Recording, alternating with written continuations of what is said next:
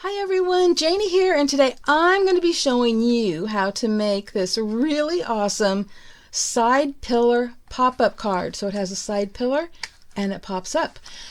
And the card I'm making in today's video is actually going to have a shaker card on the front, or a shaker element on the front.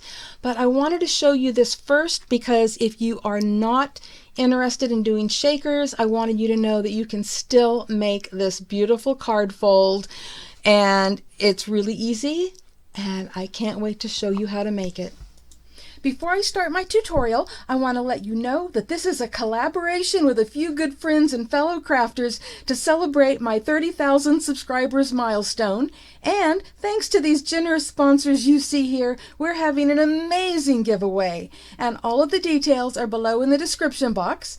And you can also find all of the other videos by clicking on the hashtag in the video title. I just want to say thank you to all of my loyal subscribers for being so supportive. This celebration wouldn't be possible without you, and I truly appreciate each and every one of you more than words can say.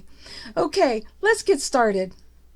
Today I'm going to be using the digital version of the My Sweet Little Princess paper pack from Decorate Your Life, and I'm going to be printing that on this beautiful white pearl linen cardstock from Paper Temptress. And I just love the elegant look that gives to these already beautiful papers.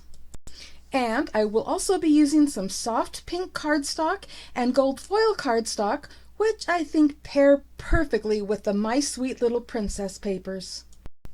What you see here is the template and measurements for the card base, and I will have a link below in the description box to my blog post where you can download this and the rest of the measurements for free, so you don't have to worry about writing it all down while watching the video. Okay, I'm going to start with the card base that is 5.5 by 8 1/4, and we are going to score that at 1 inches, 2 inches, 3 inches, and 4 inches. And then we are going to fold it on all of those score lines, just like this. And when you get done, you're going to fold it around, and it will create the pillar on the side of your card. Next, we're taking the piece that is 4 inches by 4.5 inches, and we are going to score that at 1/2 inch and 1.5 inches, and we are done with that one. And again, we're just going to fold it like this, and it's going to create a piece that looks like that. And here are the measurements for the layers, and you will also find that in my blog post. And to save time, I've already cut out the pieces that I'm using and layered them. Okay, so now it's time to put these side panels on, and you can do it before or after gluing this part together. So what I like to do is I like to do it beforehand, but I put everything in place so I can say, okay, this is where I need to put one of the side panels, and this is where I need to put one. So that is exactly what I'm going to do right now.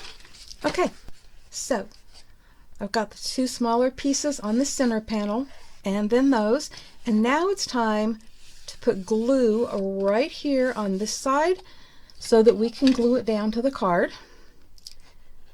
And so I'm just going to do that really quick here, making sure it's got a lot of glue. Well, it doesn't have to have a lot of glue, but I like to put a lot of glue. Okay, so now we're just going to fold this around just like that, and that's what it looks like. And let me grab my bone folder. I like to use my bone folder because it fits nicely in that opening, and that way I can make sure that it adheres really well. And you want to make sure that that's all the way over to the edge, and I did not, because I was so busy thinking about what I was going to tell you guys. So let me see if I can mess with it here a little bit. You want it all the way to this edge, not so close that you can't fold it, because you're going to be folding it just like that, which by the way is how you can put these panels on afterwards. You just fold it flat and put your panels on, fold it the other way, put your other panel on. So like I said, you can do that after you've glued this together without any problem. But you do want it glued together before you add this back inside panel, just so that you know that everything is where it needs to be. And so put some glue on there.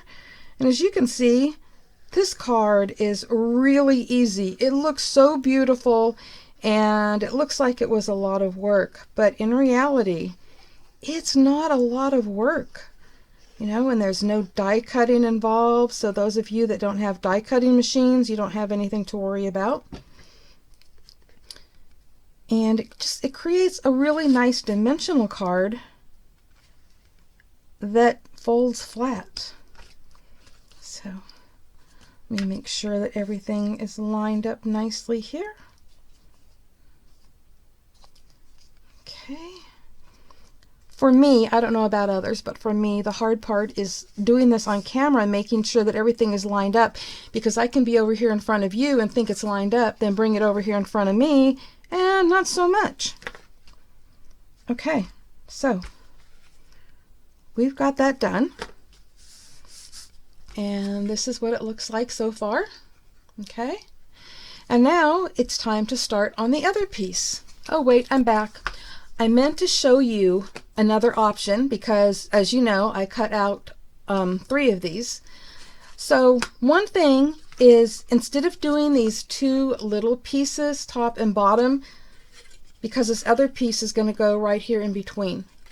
But you could just use a full panel if doing these little ones is too difficult. You can just use a full panel on there, and then this will just go over the top of that.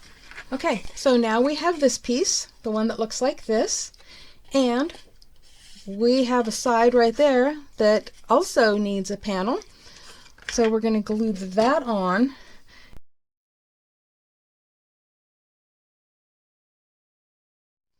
Okay, now we've got that on, and this is going to go on the front of that, but I'm not going to put this on until we attach this to the card.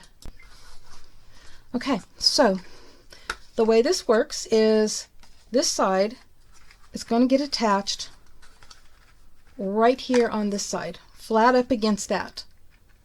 And I know my lighting really sucks, but it's going to be between these 2 pieces and right there. And you want it to go all the way to the edge. So what I like to do is I'm going to grab my ruler here, and I like to just measure in 1 inch, because this is 1 inch. So I'm just going to put a little mark there and a little mark here, and I'm going to make sure that I don't put glue beyond those 2 marks. Okay, so I'm just going to put the glue just inside those 2 marks, and oops, all the way to the edge, like so. And then, to make sure that it only goes to that edge, I'm folding the card out. All right, and I'm going to bring it up to make sure I'm getting things centered. Okay, but by doing this, you know that that's not going over the edge. Okay, so it's just staying right there, like so. Okay, and that's what that looks like. Now we need to attach this side, so we're going to put glue right there, and then when we do, we're going to fold this over and fold that out like that. Okay, so put glue on this 1/2 inch edge. Now of course you can always use double-sided tape to do this, but I like using glue, especially, like I said, I'm going up against this yep, trying to think of what it's called, and I know it is white pearl linen. So it's got a pearly finish and a textured finish. So we're going to fold that right under. We're going to lay all of this flat, and we are going to adhere that right there, like so.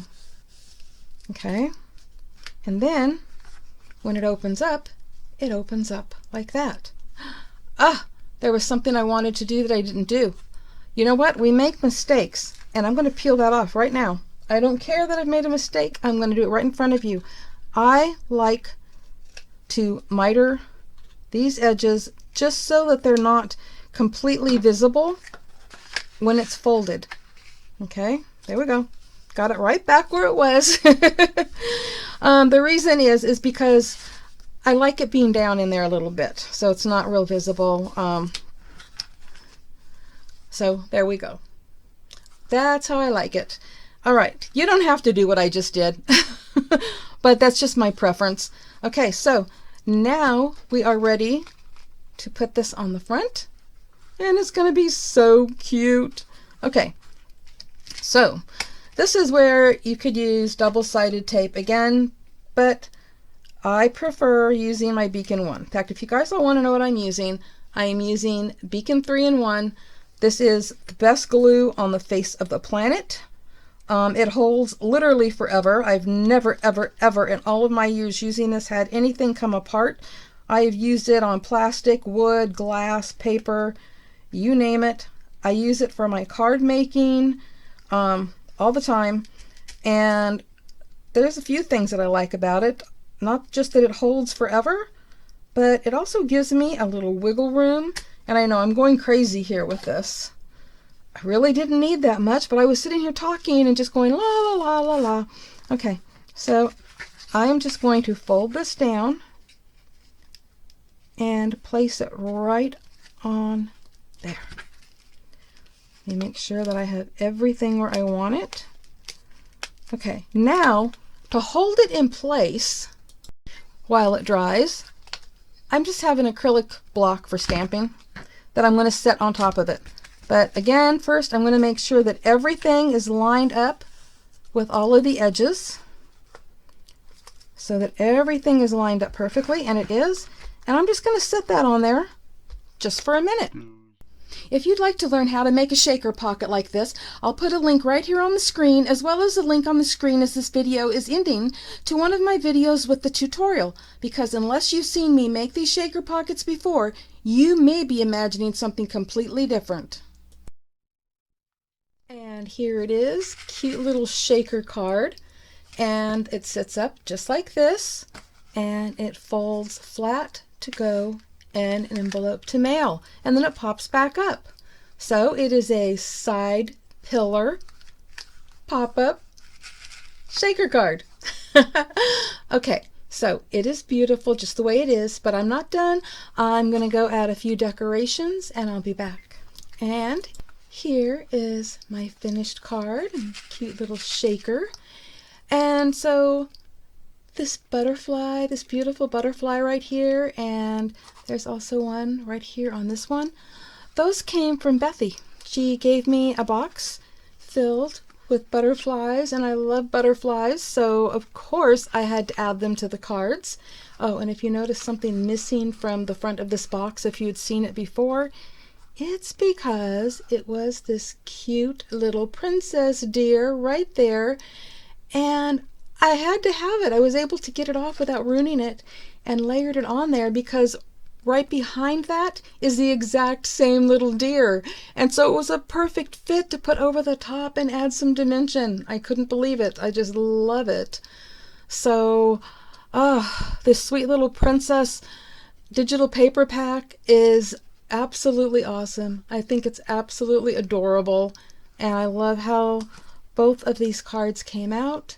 So you can see that you can either make it a shaker or not. And also, I did not put a patterned paper on this panel right there, but I did on this one.